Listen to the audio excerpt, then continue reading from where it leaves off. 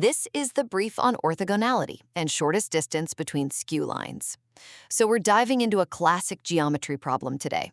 It's all about figuring out the shortest possible gap between two lines in 3D space that never, ever intersect and aren't parallel, what we call skew lines. First, the key tool we use to measure this gap is something called the difference vector. Just picture it as a line segment that connects any point on the first line to any point on the second. It literally shows the separation between them.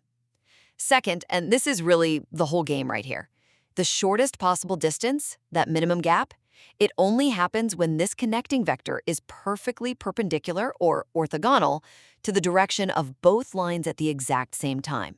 That's the fundamental principle. Finally, how do we actually confirm this?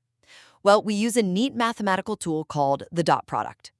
A dot product of 0 means two vectors are perpendicular. So as we get closer to that shortest distance, you see the dot products of our difference vector with each line's direction both shrink towards 0, confirming that we've hit that perfect perpendicular spot.